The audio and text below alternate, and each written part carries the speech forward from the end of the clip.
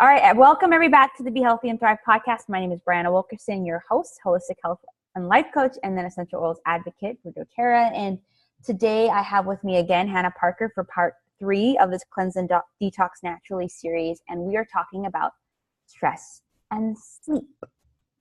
Both of us are like, this is our area because this is where we are practicing how to detox naturally. And so we'll just start off, Hannah, maybe you could start off with stress and just why it's so important to the work that you do with your thyroid and clients, as well as in your own life. Yes. Oh my goodness. So I know when I was talking about detoxification, I said that that's where we start with thyroid clients because if you're not detoxifying, then you're not converting the hormone appropriately. But honestly, it's a really close second to stress because your adrenal glands pump out cortisol and adrenaline, and those sit on your endocrine system as well as your thyroid. And so there's like a feedback loop that goes on with your adrenals and your thyroid.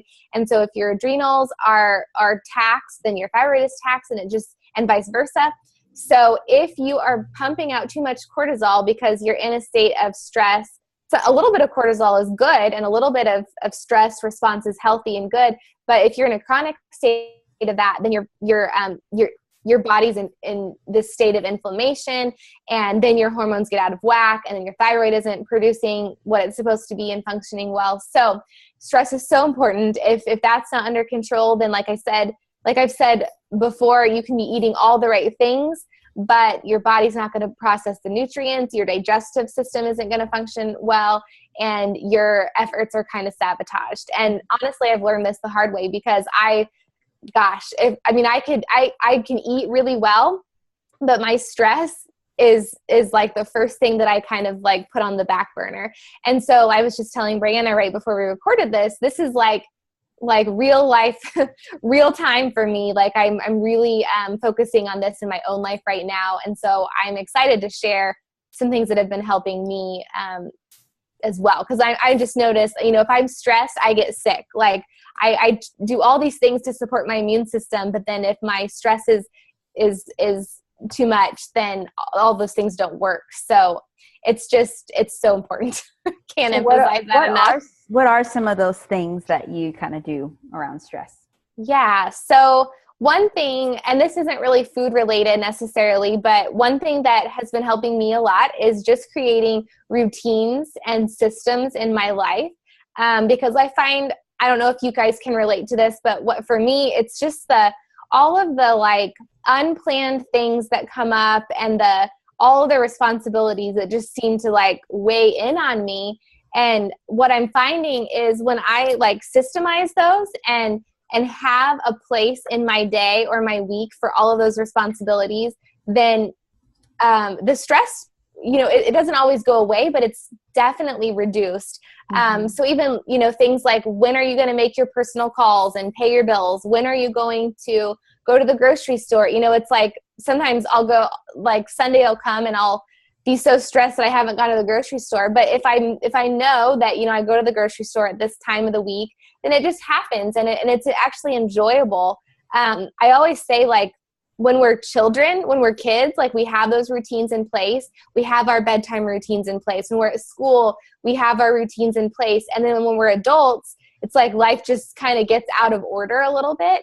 But just like it's good for kids to have routines, it's so good for our bodies to be on those routines. And I find that it really helps with the stress response. So that's something that has helped me a lot. And then I think Brianna is going to talk a little bit more about this, but having specifically a routine around sleeping, around bedtime, because with the cycle that our bodies go through as we're sleeping, that really starts before we even turn the lights out. And so having a simple plan, an hour, 2 hours, not that it takes 2 hours to do a routine, but just kind of having in mind how to shut your body down and how to start calming your mind before you go to sleep can set you up for deeper restorative sleep that's going to heal your body if you're dealing with a chronic health issue or just wanting to feel better in the morning. So having that evening routine. Yeah, I agree. And I would definitely say around stress too, for me, that one thing I do share with my clients, whether they do the Whole30 or one-on-one program or even workshops, is that, when it comes to stress, our body is kind of, our nervous system kind of dictates that. And then we have the autonomic, how do you say that? Autonomic. Yeah. Okay. I keep saying that, and I said it right. I don't know. I've only ever seen it in print, to be honest. I don't know how to ANS, nervous system, which is subdivided into two main nervous systems: your sympathetic and your parasympathetic. And basically, your sympathetic is your fight or flight response, and that is the stress, kind of like something's happening, my body needs to respond, pump the adrenaline and cortisol, and let me respond. But the idea is we're not supposed to live there too long, but because our world is chronically stressed, we're chronically stressed because there's so much stimulation, there's so many ways to just be busy all the time, and concerns. And if you watch the news too, sometimes you would feel like, I always have to be scared, I always got to be scared, so we're there too often, when we should be more so in the parasympathetic state, the rest and digest state, where our body's restoring, our body is operating the way it should. Because what happens when your body's in the sympathetic or the fight and flight response is the rest of your system shut down. Because why do you need to digest food? Why does your immune system, everything, actually all of the energy then goes towards handling that threat. And that threat, whether it's mental or physical or perceived or real, because that's part of the stress. Sometimes we're stressing about things that have not yet happened or will never happen. Most of the time, that's how it is. Most of the time, right? Our body responds to stress in the same way. It still produces the cortisol. It still goes in the fight or flight mode. And so what we need to really recognize is when that stress response is happening, and how to stay in it for the time we need to stay in it, but how to go back to that rest and digest state. So two of the ways that I do recommend is different breathing exercises, and there's tons out there. But there's one by Dr. Andrew Weil, I think is how you pronounce it, and I'll link it in here. It's called the 4-7-8 exercise. And it's pretty much you breathe in through your nose for 4 seconds, then you hold it for 7 seconds, and then you breathe out for 8 through your mouth and kind of make a whooshing noise. And now the key is you do that for 4 cycles. And the idea is that you would do it longer. Like you would do 1, 2. When you start, you might need to go 1, 2, 3, 4, and that's totally fine, but you build up to doing it longer. And the exhale is where it's really hard. You tend to want to go, but actually it's the exhale that is going to be really calming to the nervous system. So we need to try to draw that out. So you're only supposed to do it for up to 4 cycles to begin with. And then you can go to his link and he talks about building up. And the idea is to do that twice a day. And then there's something else, is an exercise that I recommend that I'm going to link in here too through a freebie, as the eliminate, reduce, and cope method. So ERC, where, really making a list of the stressors in our life and asking ourselves realistically, which ones can we actually eliminate? Which ones can we reduce, and which ones can we cope with? And I think you should list them out and journal about that top one, because sometimes the ones we think we can eliminate, we actually can, but we're telling ourselves that stressor is always going to be a part of our life. And yes, if you have a family member who's sick, well, that is something, you need to cope with. But if, with, Hannah taking charge of her stress over scheduling, that she could actually eliminate by scheduling. Right. Yes. And so I think it's just being really honest with yourself. And I don't think it's something that you or anyone can tell you. You have to really decide, what am I choosing to stress me out? Because I think often we make the choice to allow things to stress us out and create this reality where we're constantly stressed, we're constantly running around ragged, and making that choice. So those are two of the exercises I kind of recommend around stress. That's so good. I'll add just a couple little strategies that I always recommend too. Well, I guess it's not necessarily a strategy, but something you can do is magnesium oil. I use this every day. I've been using this for about a year now. Where it's actually absorbed through your skin. So it's a spray, and you spray it on your body. And then Magnesium just, it calms tension. And you think of like Epsom salt baths, that's what, why it relaxes your muscles and your nervous system is because it's high in magnesium. So, and actually, sometimes through food and even an internal supplement, your body doesn't absorb the magnesium very well. But if it's through your skin, then a lot of research shows that it absorbs it a lot better, which tells you something about absorbing things through your skin. That's why you want to be careful what you put on your skin, because it's so effective. But that is something that I recommend to all my clients it can help with sleep. It can help you calm your nervous system before sleeping. And even at the start of the day, starting your day in a calm state, I find, that helps a lot. Because if you're stressed, from the beginning of the day on, then it's hard to come down from that. But if you can set yourself up well at the beginning and the end of the day, then it makes a huge difference. Yeah. Just writing all these good stuff down. And I think for me too, how could I forget to say this? A huge thing that a lot of those on my essential oils team or customers or those who I encounter use is they always ask about stress and oils and emotional aromatherapy. And I've done a couple different classes on that as well. But I think for me is using that in addition to some of these exercises. So today I actually led a workshop and we did the 4-7-8 exercise and I had tons of extra essential oil bottles that I was like, I just don't throw them away because I'm like, I'm going to do something with them.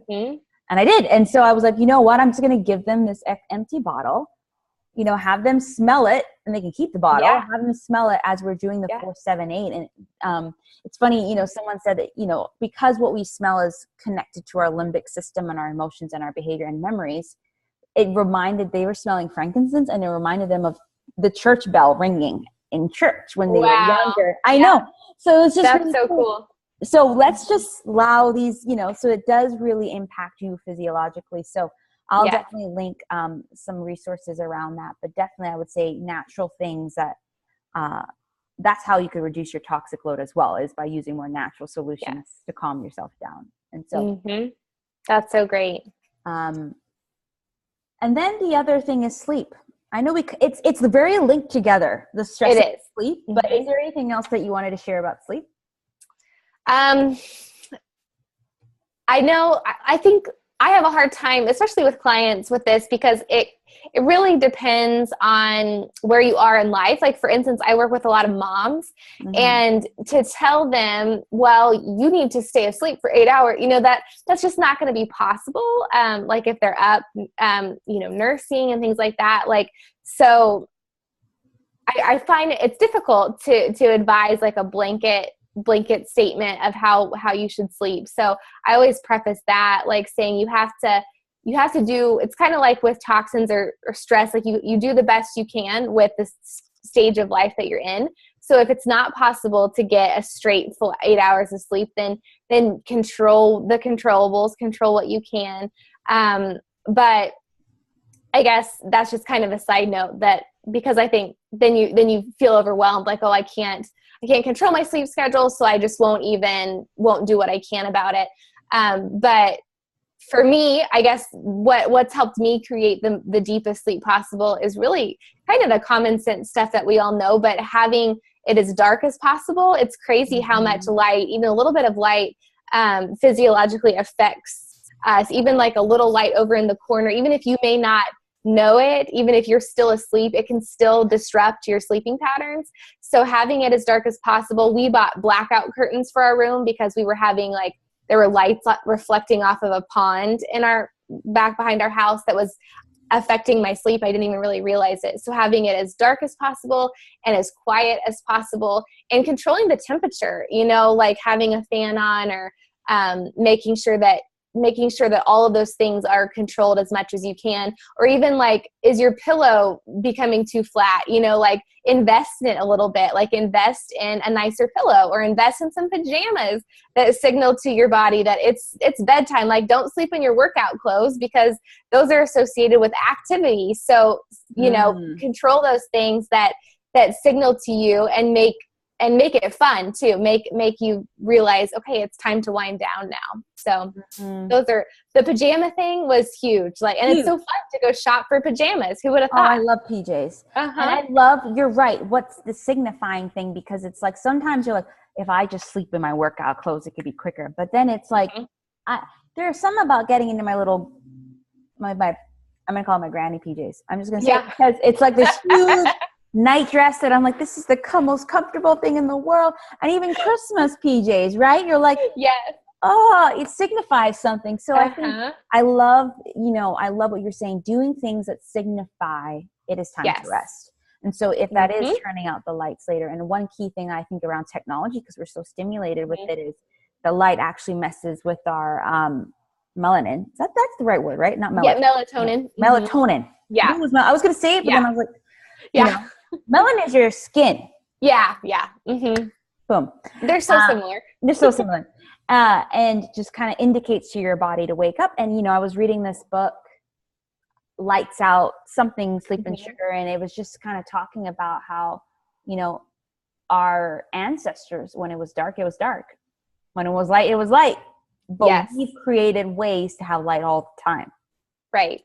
And so just being very, with your iPhone, whether it's just like putting it on night thing towards the end, or turning down the light towards the end of the night, just way so you can not be stimulating your brain as much. And for me, like create, I was, similar to what Hannah is saying, is just in regards to sleep. I will say this about stress and sleep is that often these are the two missing links for a lot of people who work with me and who just ask about losing weight or getting results, even in regards to gaining weight and fitness goals and all these sort of things, is that what stress does is that I'm going to stay active. I'm going to stay in that sympathetic. I'm going to say, whoo, whoo, whoo, keep going. What sleep does is activate the parasympathetic and says rest and digest. And so when you are in balance, those are properly in balance, your body can function properly and you can get to the results that you want. I know when I've done the Whole30 myself or whatever, and I've slept more, I've seen significant more results. Significant. Absolutely. Because I'm actually sleeping. And so just create your ideal sleep routine is my big tip. Just honestly, just really make it special. If you need to take a bath every night before bed, do it. If whatever it is, create that ideal sleep routine that can really tell you that this sleep is something, one, that you should allow yourself to do and give yourself permission to do. Yes. It's not secondary, not like if it fits, no, it should be, it controls the rest of the day, the whole day. Like your whole life can change with a good night's sleep, right? Right. Yeah.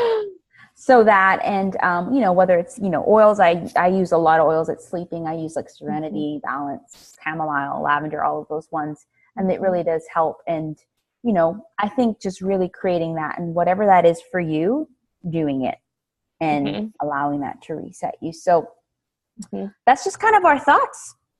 Yes, it's a big one. I could go on and on about the effects of that. Down. We're trying to stay focused, Yes. Kind of keep going. It's hard. So really, some ways, I'll allow Hannah to share a little bit more too about her, ways to get support around this. But for me, stress and sleep is a whole week in the Whole30 Made Easy program. I do a 6-week program designed to reset your whole physical health and give you the tools you need that after the reset, you can reintroduce things that can make these switches a habit. And, it is a nutritionally based program, but the reason why I include stress and sleep is because when I went through the Whole30 and I learned about stress and sleep during that time, it shifted everything. And so definitely check that out. We start preparing on January 22nd. So if that is something you want to do, definitely check out the link below. I would love to support you either through the group section or a one-on-one. There is limited spots, but it's up to you. And then there's something else I was gonna. You could check out my emotional aromatherapy webinar. I'm gonna link that in here with essential oils. So check that out as well. And Actually, I did a stress webinar. That's the one you came on. So maybe Yeah, we it could was check great. that out too. Mm-hmm. There's two. Mm-hmm. So stress, let me write that down. Stress and rest. So definitely check those two out. And then of course, let me know about the Whole30 as well. And then Hannah, share with us your research. Yeah. So like I was talking about the adrenal and the thyroid connection and how there's that feedback loop. So in both my 30-day coaching package and the long-term 3-month, we really hit hard on that. It's like in the 4-week one, it's a full week where we talk about your adrenals, and I share some different like tonics that are so delicious, actually, like these like lattes and stuff that you can make. They don't have caffeine in it, but they're so good. Different foods to incorporate to support your adrenals, different supplements that you can take, although those are never required. But yeah, so we really go deep into the adrenal connection to thyroid disease, which is about stress and creating a bedtime routine and making that work for you. So if you are looking for personalized support on that, then either that 30-day Kickstart program or that long-term thyroid relief 3-month package could be something really helpful for you. So I would love to walk with you through that, because I'm so passionate about that, and I really see the quickest results when that piece is corrected, both in my life and my clients. Yeah, so good. All right. So guys, check out the links to everything we mentioned below, and we will be sure to see you guys next for the part 4, which is on digestion and toxic load, which is a key for cleanse and detox. All of these are I can't pick a favorite. I know. They're all so good. There's no favorites. So definitely stay tuned, guys, and we'll talk to you soon. Bye.